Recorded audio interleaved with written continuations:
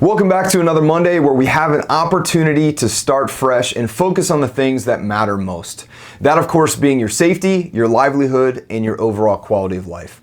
This week, I believe it's important I share a personal story of what I witnessed a week ago today.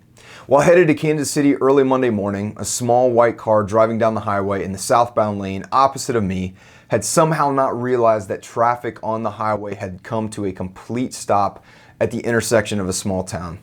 Just as we all resumed driving at the signal of the green light, just out of the corner of my left eye, I see that small white car barreling towards the back of a semi, what seems to be full highway speed. In an instant, with the short squeal of brakes, comes a massive crash, and the white car slamming into the back of that semi on the driver's side. I immediately pull over, get out, and as I'm walking to the scene, it's immediately evident that it's going to be bad. Numerous thoughts run through my head about what types of injuries I'm going to see, if we'll need to do CPR, what happened, was this person texting, did they fall asleep, how did they not see on the flat highway, the multiple cars stopped, all the above. As I ran to the driver's side of the car, I was confident I was looking at a young college-age girl who had just lost her life.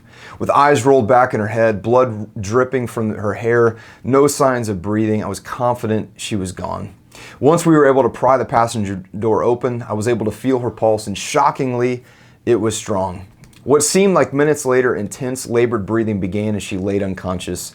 The fire department arrived, and these amazing men and women immediately settled into their zone and started to sustain her life. They had to forcibly pull her body from the passenger side so they could intubate her and get more oxygen to her brain. As she laid there unconscious, and now a handful more people standing by, saying soft prayers, speaking sweetly to her to stay strong, and all of us seeing the fragility of life right before our eyes, I couldn't help but think about my wife and my kids and my own choices that can change our lives in the blink of an eye. I don't tell you this story to scare you.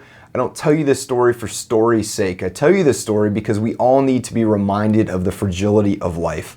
We need to be reminded that the choices we make, whether it's texting and driving or driving while tired, or put in industry terms, continuing to work overly fatigued, choosing not to lock out your equipment before working on it, not wearing fall protection. The list goes on and on. Make good choices and be prepared to take responsibility for those choices. As far as an update on the young girl named Kayleen, I reached out to a family member, and as of yesterday, she was still in a coma. Your thoughts and prayers would be much appreciated for her, her family, her friends, as they all deal with the stress and anxiety of seeing their daughter, their sister, their cousin, their friend fight for her life. For Summit Safety Group, I'm Jake Wolfenden, and even if I don't know you, I do care about you and your safety. Have a great week.